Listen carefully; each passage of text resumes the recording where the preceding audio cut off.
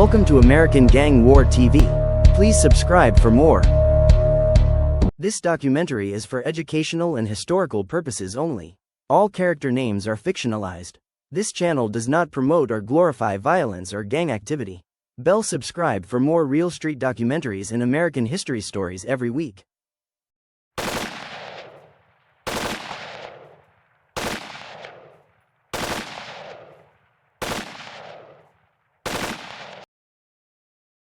Some about loyalty, but others, they're about war. Tonight, we take a ride deep into the heart of South LA, where two powerful gangs, Florencia 13 and MS 13, turned neighborhoods into battlefields. What started as survival became one of the most ruthless wars in Los Angeles gang history. This is the story of Florencia 13 versus MS 13, the deadly battle for South LA's streets. Back in the 1970s and early 80s, South Central was a whole different world. The streets were hot, not just from the sun, but from pressure, struggle, and the fight to belong. Florencia 13, or F13, had already been holding it down in the Florence Firestone area. Mexican-American homies, most born and raised in LA, trying to survive the poverty and police heat that came with those streets. They weren't no new crew. By the time the crack era hit, Florencia 13 was already deep, pushing influence through South Central, Huntington Park, all the way down toward Watts. On the other side, something new was growing. A wave of Salvadoran immigrants, fleeing civil war, violence, and poverty back home, started filling up the neighborhoods of Pico Union and Westlake. Among them came a new generation, angry, displaced, and ready to protect their own. That's where MS-13, or Mara Salvatrucha, was born. Young Salvadoran kids, tired of being picked on by Mexican gangs, started forming their own set. What began as self-defense on the streets of LA soon turned into something way bigger, way darker. First, F13 and MS weren't enemies. They moved different, separate turfs, separate hoods. But South LA is small when you're trying to survive. Gangs bump heads over corners, alleys, and even respect. By the early 90s, the tension was boiling. Florencia 13, proud of their Mexican roots, started to see MS-13 as outsiders, Salvadorans trying to carve out a piece of LA that wasn't theirs. MS-13, on the other hand, felt like they had to fight for every inch they stood on. They were younger, hungrier, and more reckless. Little incidents, fights, graffiti, disrespect, started piling up. A tag-in beef here, a jumped member there. Then one night, in the early 90s, that tension turned to blood. A young Florencia homie got shot near 67th Street. Word on the block said the shooters were Salvadorans from MS. Whether it was true or not didn't even matter. The spark had been lit. The streets got hot fast. Retaliation came quick. Drive-bys, ambushes, houses sprayed with bullets in the dark. The Florence Firestone area became a war zone. Both gangs were claiming the same blocks now. 67th, 69th, 71st, down near Broadway and Florence Avenue. Every night was a gamble. You could be walking home, or you could end up in a shootout. Cops didn't even know how to control it. They'd pull up after the gunfire, find bodies, casings, and nobody talking. This wasn't just about turf anymore. It was about pride, race, identity. Florencia repped the Sur, the Southern California Mexican gangs united under the Sureños. But MS-13?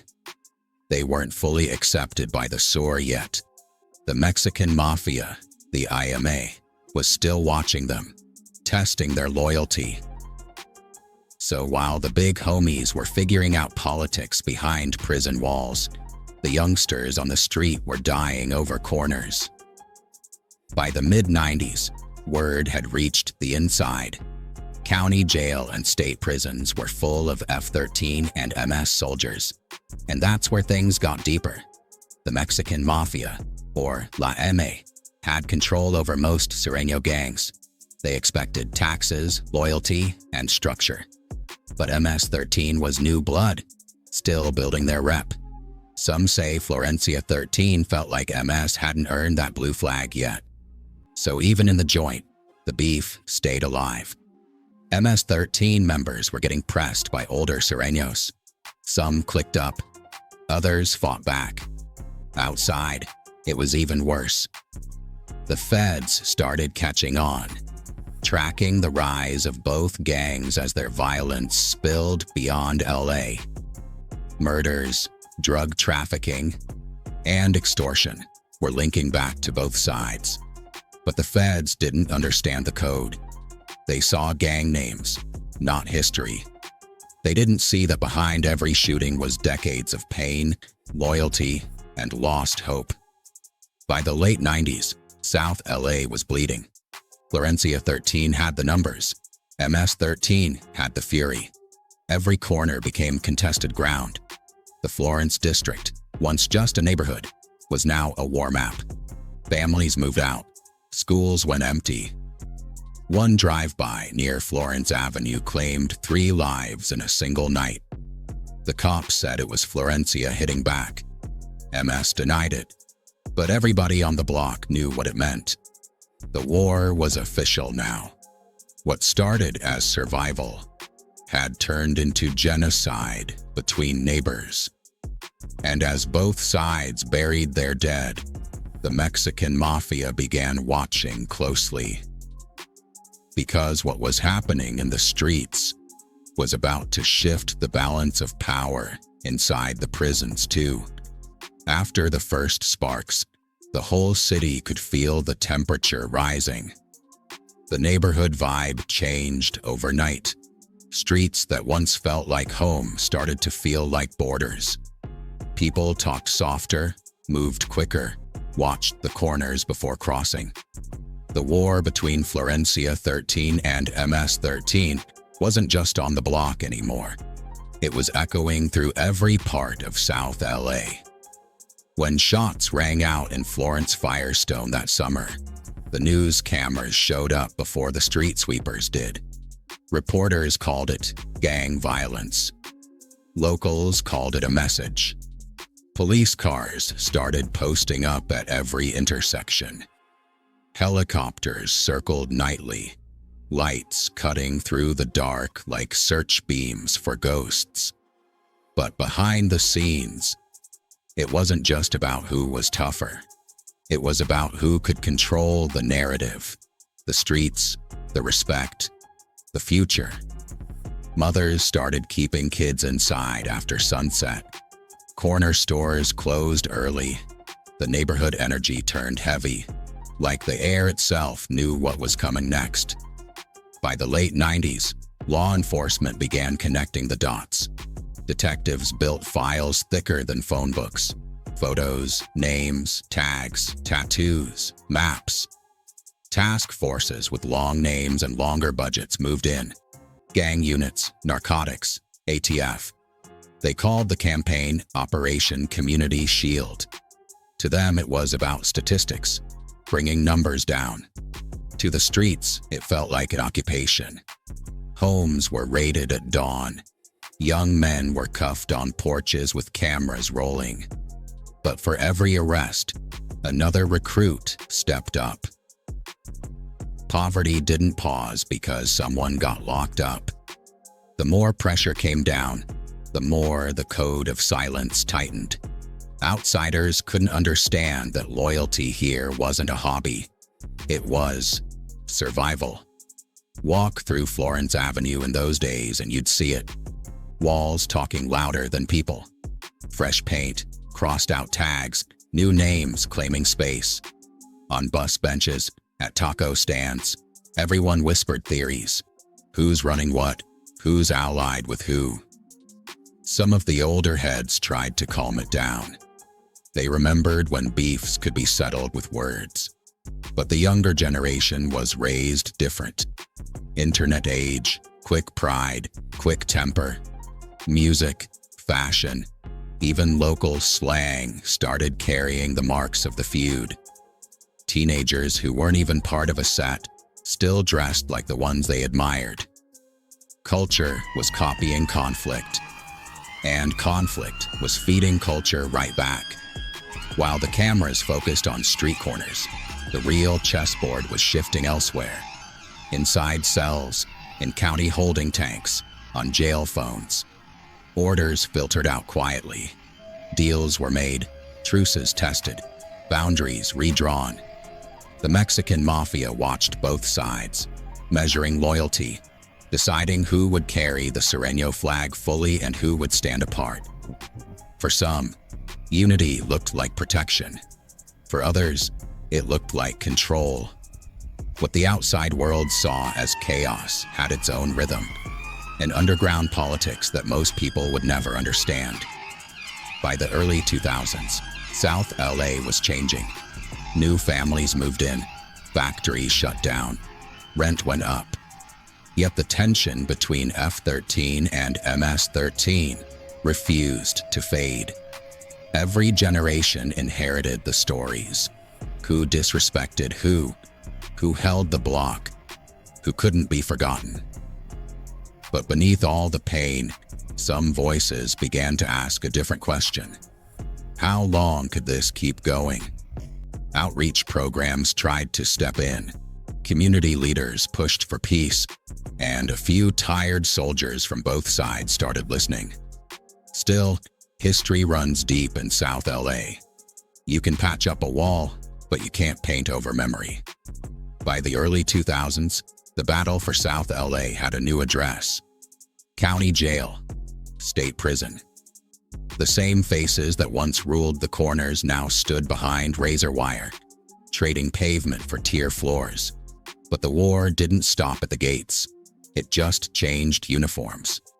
Behind bars, respect was currency, and politics decided who walked the yard safely. In Los Angeles County Jail, every tier had its order.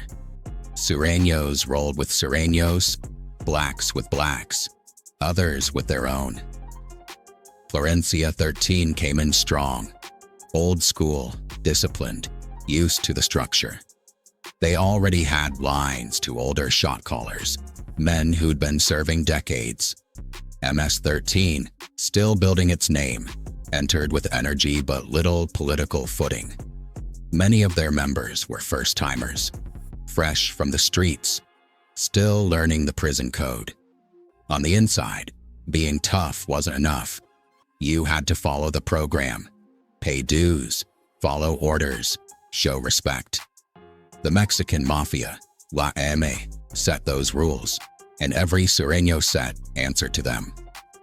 For Florencia 13, loyalty to La M wasn't up for debate. They'd been paying taxes, running errands, keeping the structure alive for years. MS-13's younger homies had to prove they could play by those same rules. Some did, trying to earn respect, learn the system, stay alive. Others questioned it.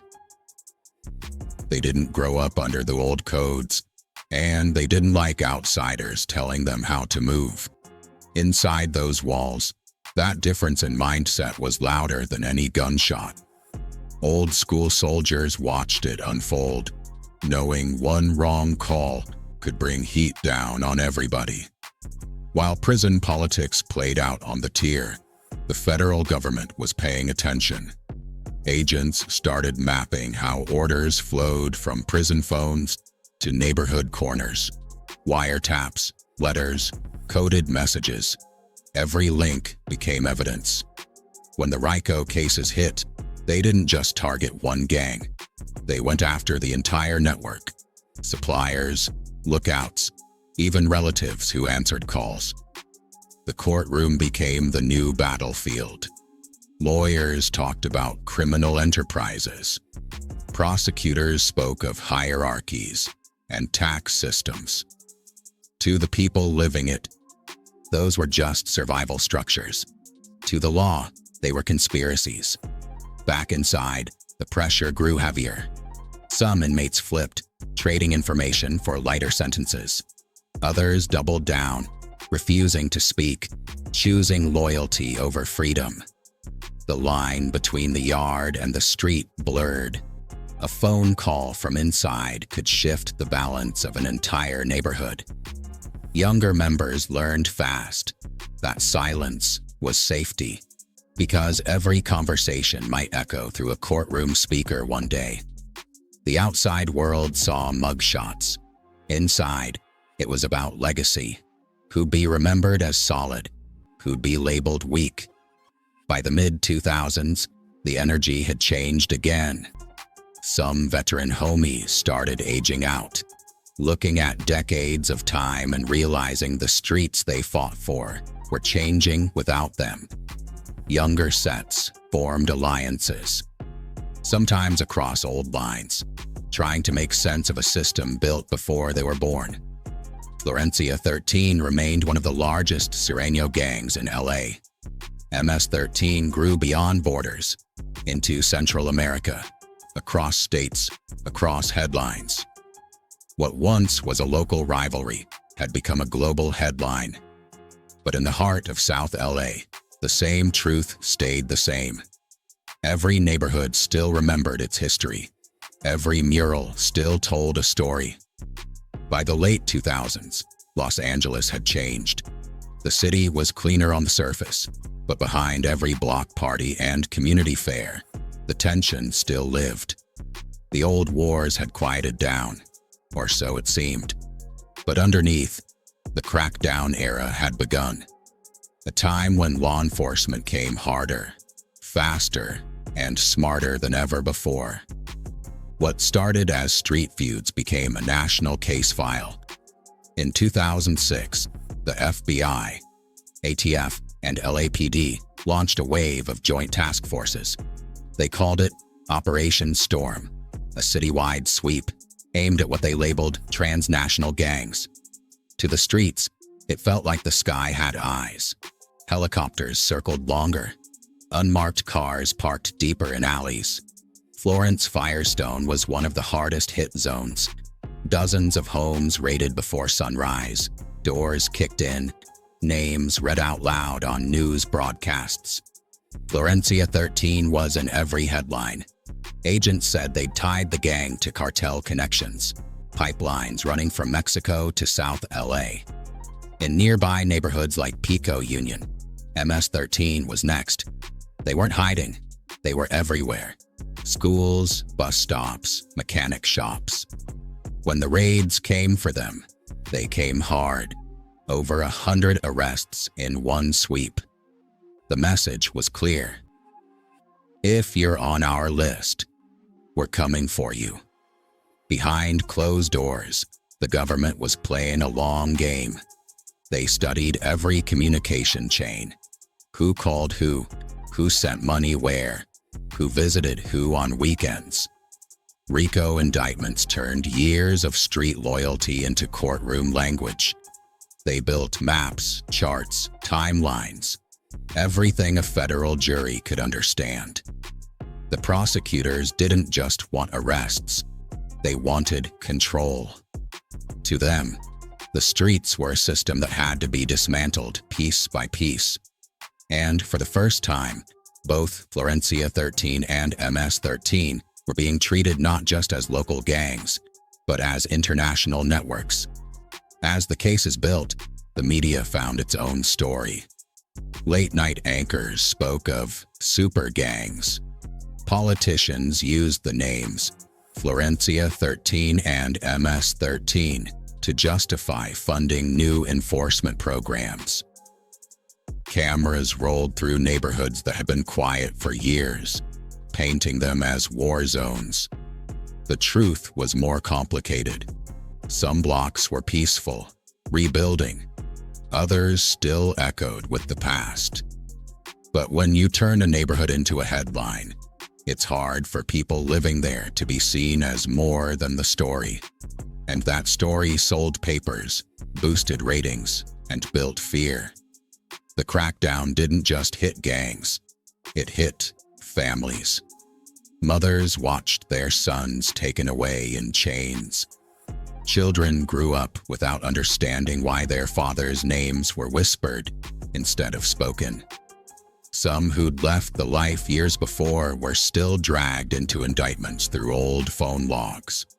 The system didn't always separate the innocent from the involved. On the streets, people started asking themselves, was this still about justice or control? Old soldiers called from prison, warning their people to keep their heads down. But the structure had already shifted, and new generations were growing up under the shadow of the past. By the early 2010s, the LA landscape had evolved again. Gentrification pushed families out of neighborhoods they built. Murals were painted over. Old hangouts turned into cafes and condos. Yet the legacy of Florencia 13 and MS 13 didn't fade. It adapted. Some went quiet, building businesses, laying low. Others found new ways to survive, moving beyond borders. Digital hustles, new alliances, smaller crews. The street code changed, but the memory stayed. Because history doesn't disappear. It just hides in the cracks of the city. And beneath every new skyline, the echoes of the old war still whisper. The war had changed, but the streets hadn't forgotten. For every wall repainted, for every street renamed, there were still stories written in the concrete. Names, dates, memories. The old generation was fading. Some locked away, some gone, some just tired of fighting ghosts. But in South Los Angeles, a new chapter was being written. Not by soldiers, but by survivors. By the mid-2010s, the landscape of Florence Firestone had shifted again. The rail line ran quiet in the mornings. Kids rode bikes past murals that once marked borders. The name Florencia 13 still echoed through the neighborhood, a reminder of legacy, not just conflict. Across the freeway, in Pico Union, new voices were rising too. Families that had come from the same roots as the MS-13 generation, but wanted something different.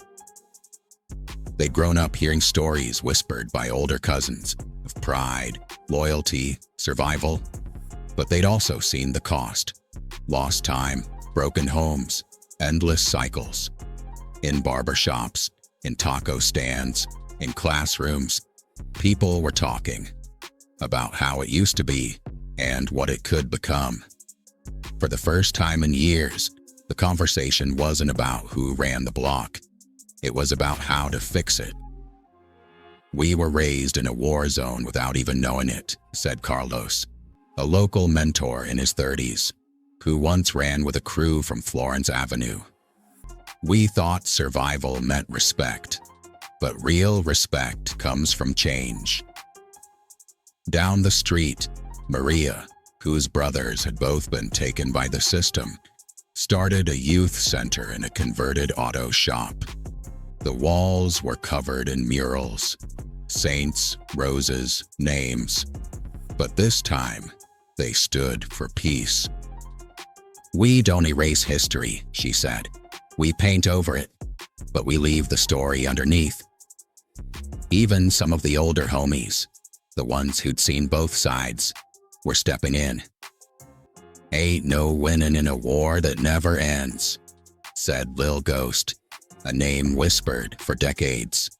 He sat outside his mom's porch, telling young homies about the time when Florence Avenue was like a border between worlds. "We ain't gotta keep fighting for dirt. We gotta build on it." Every generation rewrites the code. For the new one, it wasn't about territory. It was about identity. Instead of tagging walls, they were tagging beats. Instead of corners, they were holding cameras, building podcasts, sharing stories the media never showed. Local rappers spoke about the pain behind the headlines. Songs about broken homes, absent fathers, and second chances. A new language was rising. Street poetry, not street orders. On YouTube, documentaries about LA gang culture were getting millions of views. Some made by people who had lived it. They told the truth, not to glorify it, but to understand it. That's what this was all about. Understanding. By the late 2010s, law enforcement had moved to prevention, not just punishment. Local programs, funded quietly through city grants, were built to give young people another route. Former rivals worked together under Peace in the Hood initiatives. You'd see men who once couldn't walk on the same side of the block, now coaching the same basketball team. The tension didn't disappear overnight. It never does. But it started to fade in small, quiet ways. A mother being able to walk home without checking her mirror. A teen graduating high school instead of dropping out. Every small win was a monument. Every peaceful day was a victory. Some of the old names still lingered in the air, carried by history and legend.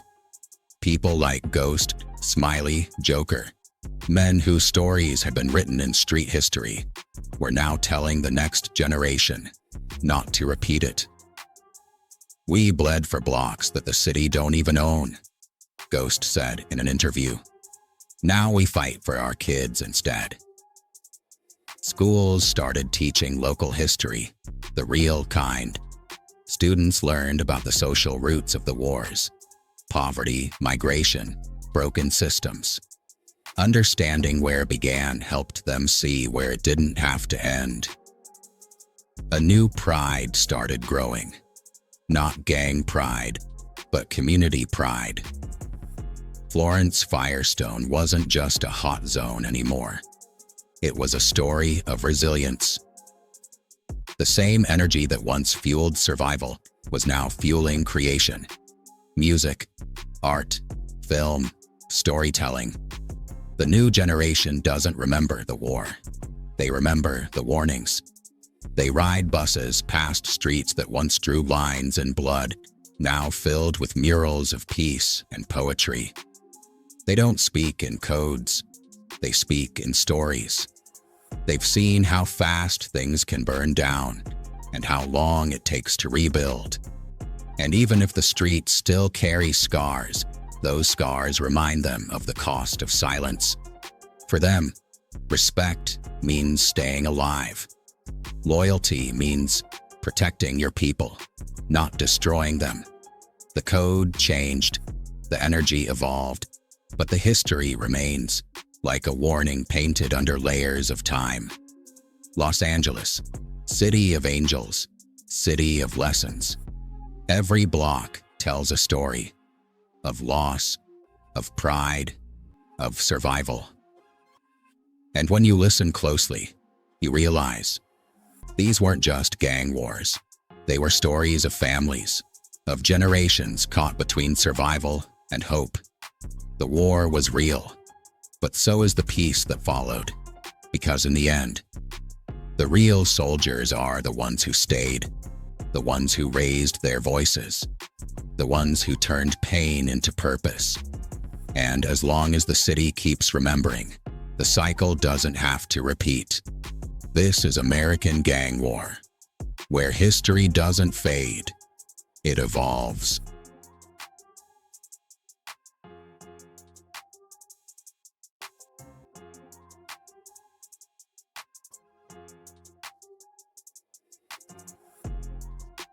This one's about two neighborhoods, two sets that once stood side by side. Same blocks, same struggles, same dreams. But somewhere between pride and pain, everything split. And that split turned into one of LA's most legendary feuds, Rollin 60s neighborhood Crips versus the Eight Tray Gangster Crips. Back in the late 70s, before the colors got too loud, Crenshaw and the West Side were buzzing with energy. Black-owned shops lined Slauson Avenue. You'd see low-riders gliding through the weekend nights, the whole block alive. At first, it wasn't war. It was family. The neighborhood Crips and gangster Crips rolled under one banner. Same code, same cause. But as time went on, that bond turned brittle. Money came in. Territory lines blurred. Pride started talking louder than unity. And somewhere in those years, a misunderstanding, a street scuffle, the seed was planted. No one remembers exactly how it started, but everyone remembers what it became. By the early 80s, Crenshaw was changing fast. Drugs flooded the streets. Police cracked down harder. And in that chaos, two sets who once called each other brothers became sworn enemies. The Rollin 60s centered around Crenshaw and Slauson. They carried themselves like the city's royalty. Confident. Deep. The Eight Tray Gangsters posted around Florence and Hoover. Rougher, grittier, with a chip on their shoulder. They were mirrors of each other. But pride made them enemies. You could walk 3 blocks and cross an invisible line that meant everything. A wrong color hat, a wrong friend, a wrong word. That was all it took. The split didn't just divide corners. It divided families, schools, and whole generations. Crenshaw High, Dorsey, Westchester. The tension was always there. Some days quiet, some days like thunder waiting to crack. And like all wars, it started small. Whispers, glances, challenges. But once it started, it never really stopped. This is the story of loyalty, betrayal, and identity. Of how two sides born under the same sky tore their world in half. And how that fracture still echoes through South LA. You could walk 6 blocks down Crenshaw Boulevard and watch the colors change. Not from paint, but from presence. Every block had its own rhythm, its own heartbeat. And between the 60s and the Trays, that heartbeat started to sound like a countdown. By the early 1980s, the neighborhood had already learned to live with tension. Helicopters painted the night skies with their searchlights, and the constant hum of the city felt like background static. On one side, the Rollin 60s neighborhood Crips held Crenshaw, Slauson, and the avenues around Hyde Park. They had pride, deep roots, and a reputation for moving with numbers. On the other side, the Eight Tray Gangster Crips, stretching down Florence, west of Hoover, raw and restless, gritty, determined to stand tall in their own lane. What started as pride turned into distance. Distance turned into identity. And identity turned into a line nobody dared to cross. Old heads still talk about that line. They say it ain't drawn on no map. You just feel it under your feet. Back then, you could tell where you were just by how people looked at you. Kids walking home from Dorsey or Crenshaw High would check the bus stop before stepping out. See who was around, who was watching. The corner stores knew too. Shop owners kept 2 stacks of flyers, one for each side of town. It wasn't about favoritism. It was survival. The neighborhood had learned the art of neutrality. It's strange when a community learns to live divided. On Sundays, families still packed into churches side by side. Barber shops stayed full of laughter. But outside, conversations shifted. People started saying ours and theirs. Blocks turned into boundaries. And every new generation inherited the split like an unwanted last name. There was a corner store off Slauson that both sides used. An old market that stood like a referee between 2 hoods. The owner, Mr. Cole, had been there since before the trouble. He'd watch the kids grow up, then watch them come back years later. Different eyes, harder stares. "I seen this street raise and bury its own," he'd say.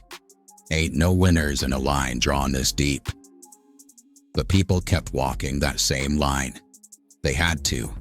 It was home.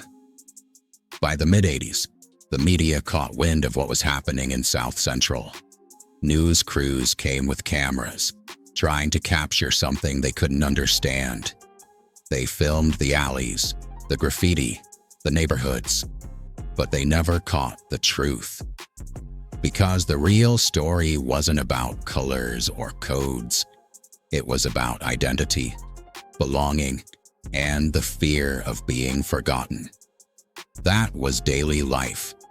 Nobody bragged about being from the wrong block. They just hoped to make it through the day without stepping over the invisible line. Sociologists later called it micro-segregation. But to people living there, it was just Tuesday. The city tried programs, peace meetings, basketball tournaments, after-school events. Some worked, some didn't. Every truce started with a handshake and ended with silence. But even in the worst tension, there were glimpses of unity. Summer cookouts where music overpowered fear, car shows that drew both sides, nights when the city remembered it was still one heartbeat. Lena lived on Crenshaw side, Marcus on Florence. They met at a youth center run by an ex-cop who believed in second chances. Every weekend, they'd talk about leaving LA, dreaming of a place where names didn't come with labels. "You ever think it's crazy?" Lena asked one night. "That the same city we love don't love us back?" Marcus smiled, shook his head. "Nah, the city love us. We just ain't figured out how to love it right." That's how most people felt, trapped between home and hope. But the deeper the division got, the more it became part of the culture.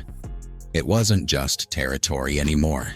It was language, rhythm, pride. By the late 80s, music was changing too.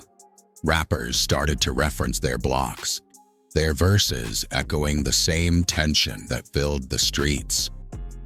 What started as a neighborhood rivalry now had a soundtrack, and that soundtrack spread the story far beyond LA. The line in the asphalt wasn't just between the 60s and the Trays anymore. It had become symbolic, a reminder of what happens when unity breaks. For outsiders, it looked senseless. For the people living it, it made sense in a way that hurt to explain. It wasn't about hate. It was about loyalty. A deep, complicated loyalty to where you come from, even when it's tearing you apart. He wasn't wrong. Belonging is powerful. It can build a community or burn it down. The names change, the slang evolves, but that old boundary still lingers under the city's pulse. Every city got its line. South LA just happened to draw theirs in concrete. Not to keep people out, but to remember who stood where. And even now, decades later, the echoes of those days still ripple through every car show, every block party, every quiet night under the Crenshaw lights. Because the war might have started on the streets, but the real battle, the one for identity, unity, and peace, still lives in the hearts of the people who call South LA home. In South LA, history ain't written in books. It's passed down through stories, porch talks, and murals on cracked walls. The Rollin 60s and 8 Trays had become more than sets. They were two living legacies breathing through the same city. But as the 90s rolled in, a new generation started to question the old rules, not out of disrespect, but because they were tired of inheriting pain. They say the streets never forget, but some voices were ready to rewrite the story. Big Ron was one of the few who'd seen both sides before the split. A mechanic, known across both hoods. Everybody respected him. He spoke with that deep, gravel voice, like concrete talking back. "Man, when it first started, it wasn't about hate," he said, tightening a bolt under a Chevy hood. "It was about home. Everybody wanted something that was theirs. But time twists things, you know? What start as pride can turn to pain real quick." He looked out toward the boulevard, his hands still stained with oil. "Now I fix cars from both sides. Don't ask where they from, don't need to. I just listen. You can hear the same hurt in every engine that pulls up." That's how wisdom sounds in South LA. Quiet, patient, covered in grease, still teaching. Maya lived 2 blocks off Florence. Single mom, raised 3 kids in the middle of the divide. Her oldest son once walked the line that separated the 2 sides. Now she runs a daycare, trying to keep the next generation busy before the streets call their names. "You can't raise a child out here without teaching them geography," she said, folding tiny shirts.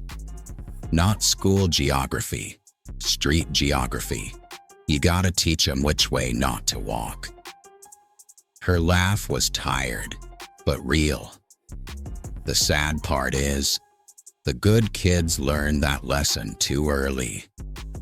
They know what fear sounds like before they even spell it. She paused, looked out the window toward the alley. "But I tell my babies every morning, this city's still ours. Don't let nobody make you feel like you rent in it." South LA mothers became the real peacekeepers. Quiet soldiers fighting wars nobody put their names on. By the mid-90s, the city's rhythm had changed. Music started carrying messages that news cameras never caught. Tone, a young rapper from the 60s side, was part of that wave. He didn't talk about blocks. He talked about loss, growth, and trying to rise without running. "I grew up watching my big homies hold the city like it owed them something," Tone said. "But me? I just want the city to hear us different. Like, yeah, we from it, but we more than what happened here."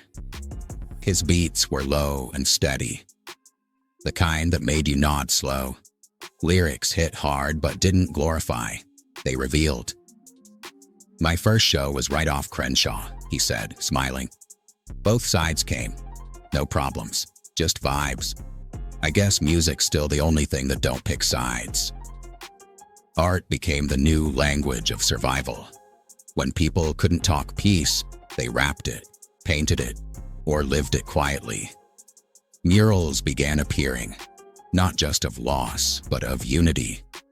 Portraits of kids smiling, hands clasped across painted borders.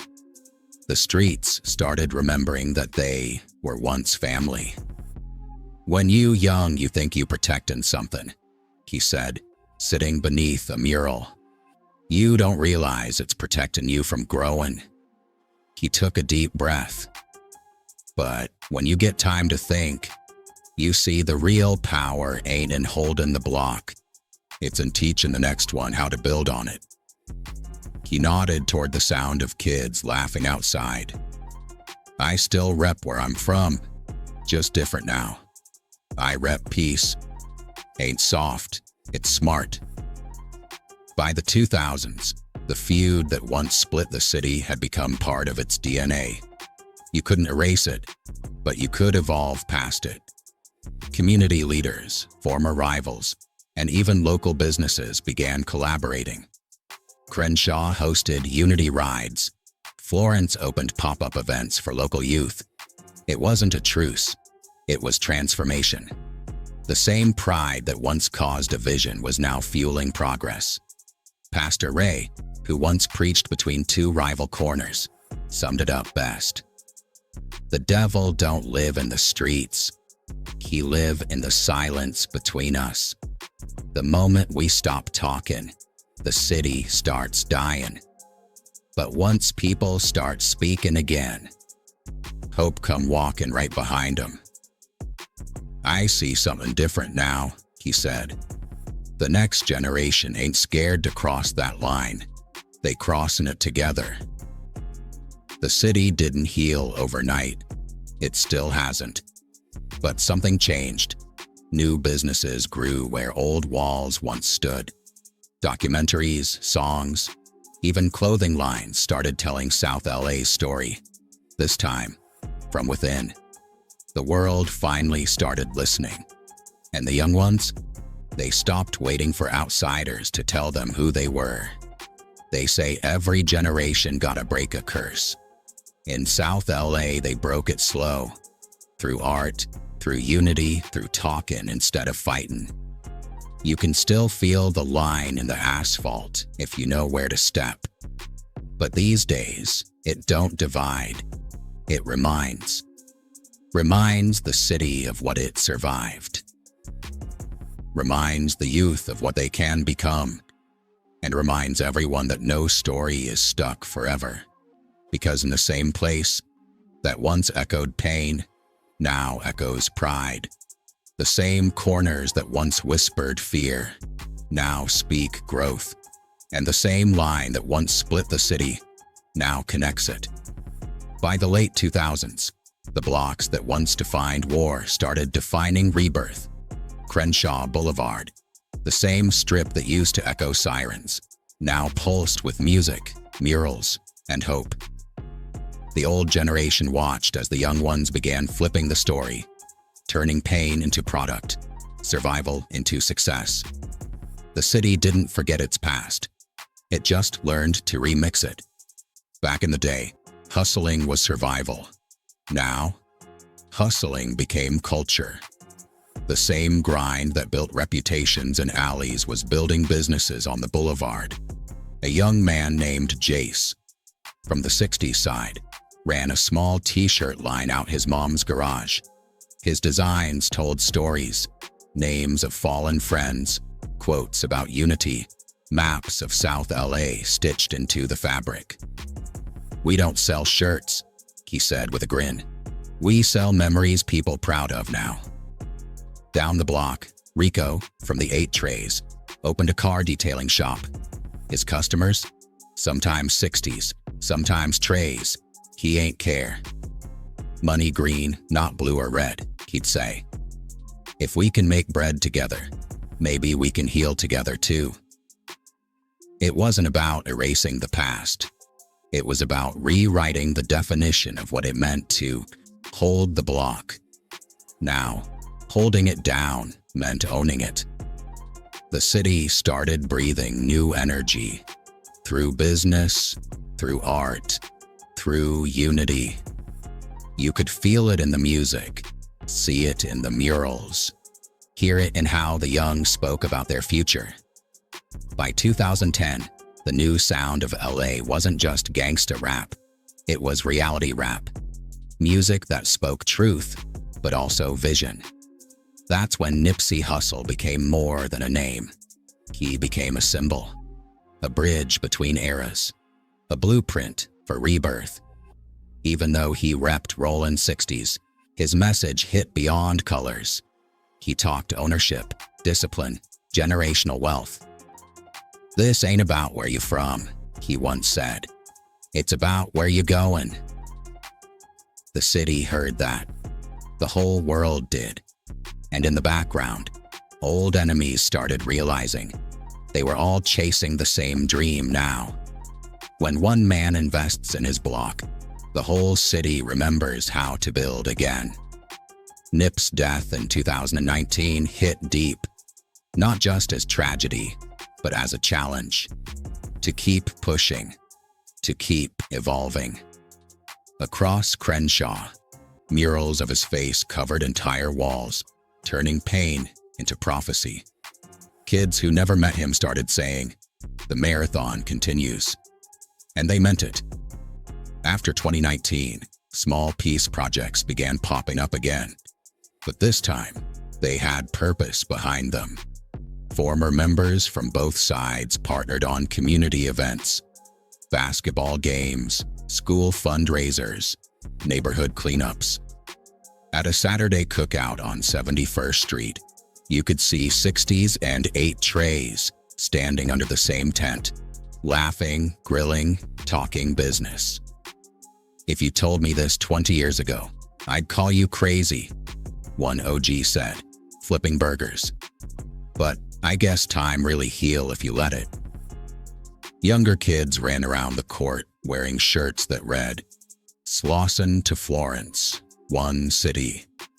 They didn't care about old lines. They were too busy living past them. South LA started realizing peace don't come from meetings or politicians. It comes from moments. Moments when two sides eat together. Moments when someone says, "my bad," and means it. Moments when you see the future running in sneakers across the same park that once held fear. But not every change was peaceful. As Crenshaw's value rose, so did the rent. Developers came knocking, offering money that felt tempting, but costly. Old homes, long-standing shops, and cultural landmarks began disappearing under glass condos and luxury chains. "They trying to erase us again," said D, now a youth mentor. "First they ignored us, now they pricing us out." But this time, the community fought back with paperwork, protests, and partnerships. Grassroots groups formed, like We Are Crenshaw and Stay Rooted South Central. They bought property, supported Black-owned businesses, and taught financial literacy to the youth. "You can't stop the system," said Jace, now 27, running his clothing store. "But you can learn to beat it at its own game." The war changed faces, from bullets to budgets, from lines on maps to lines in contracts. But South LA learned to fight smarter. In 2025, a new story was being written by the kids who never saw the worst days, but still feel their echo. These youth grew up filming documentaries, producing podcasts, painting murals, turning their blocks into brands.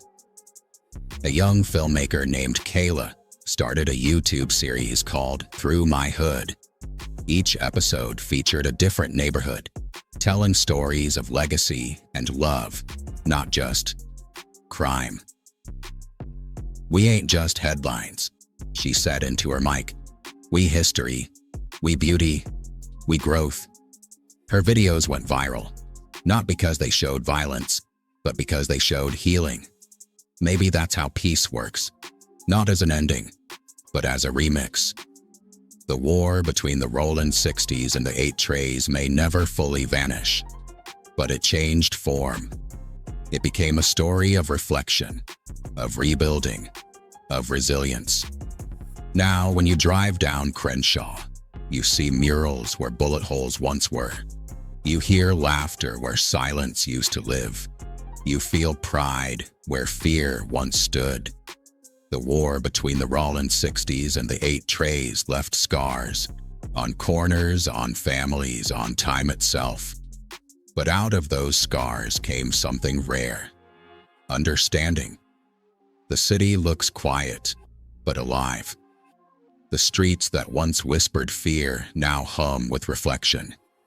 D, now in his 40s, walks past the old playground where the war once started. Kids play basketball where bodies once fell. He stops, smiles softly. "Crazy how life work," he says. "Back then, we was fighting over who run the block. Now I'm just happy these kids run the court instead." He looks up at the sky, eyes tired but proud. "The past don't vanish, bro. It just fade enough for you to see the new picture behind it." The city learned that memory can hurt, but it can also teach. It can warn, it can guide, it can heal. That's why the elders still talk, why the murals stay bright, and why every block meeting feels like both therapy and history class. Inside a small classroom near Florence Avenue, a youth program called Southside Legacy Talks runs every Wednesday night. It's a mentorship circle, young ones and old heads together. On this night, Maya, now running the program, speaks softly. We can't erase where we're from, but we can decide what that means tomorrow. Next to her, a young teen, Trey, age 15, raises his hand. My pops told me he used to bang, Trey says, voice low. I used to be mad about that, but now I get it. He was surviving what I'll never have to go through. The room nods. No judgment, just truth. In South LA, the new revolution ain't fought with guns. It's fought with conversations. Kids started recording their parents' stories, turning them into podcasts, short films, and documentaries. Not to glorify, but to understand. Because truth heals when it's told right. As the 2020s rolled in, the movement turned economic. What started as survival became strategy. Real estate, businesses, creative agencies, tech startups, all rising from the same soil that once bred chaos. Jace's t-shirt company now had a storefront on Crenshaw. His logo, from the pavement to the plan, glowed on the window. Ain't nothing tougher than ownership, he said, counting inventory. You want to really change the game. Own the game board. Nearby, Rico's car shop had expanded. He hired ex-felons and high school kids, teaching them trade skills. You can't just tell the young ones to stay out the streets, he said. You gotta hand them something to walk into. This is what evolution looked like, not perfection, but progression. South LA started birthing leaders, creators, builders, people turning tragedy into blueprint. They didn't erase the gang legacy, they redefined it. It became community, mentorship, resilience. But peace ain't free. Every mural painted, every business opened, every event held, it came from loss. There are names the city still whispers, faces that live on walls, stories that never made the news. You can't build peace without remembering the price that bought it. The city breathes through the names of those who never got old. Their stories remind the living why it's worth changing. Fast forward to 2025. South LA is unrecognizable, but still itself. New art galleries on Crenshaw, food trucks lining Slauson, college kids filming documentaries about their own blocks. The same corners that once sparked war now hold markets, open mics, and sneaker expos. What started as a war between blocks ended as a lesson for the world. A lesson in forgiveness. A lesson in growth. A lesson in what happens when you stop running from your past and start owning it. Final monologue.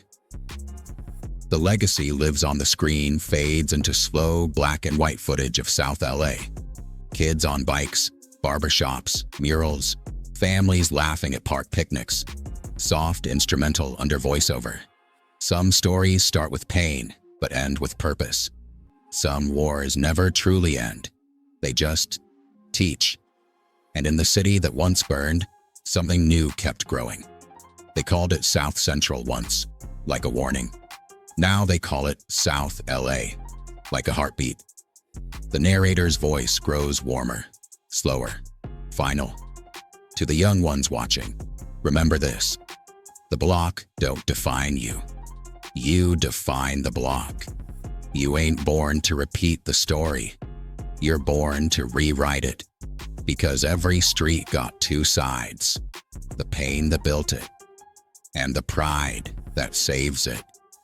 And in South LA, both still live, side by side.